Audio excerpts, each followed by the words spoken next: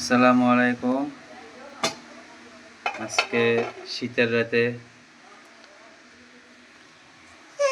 গরম গরম ধোয়া ওঠা খুব সাধারণ সবজি খিচুড়ি, অনেক সুস্বাদু খাবার, অনেক সুস্বাদু হয়েছে।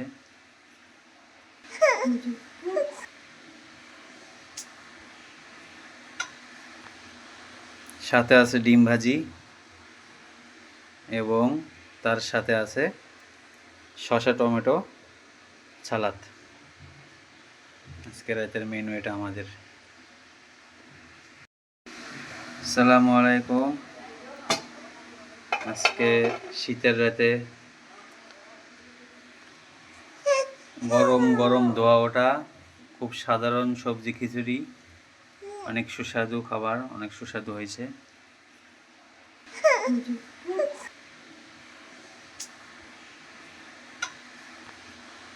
সাথে আছে ডিম ভাজি এবং তার সাথে আছে শসা টমেটো সালাদ। আজকে রাতের মেনু এটা আমাদের।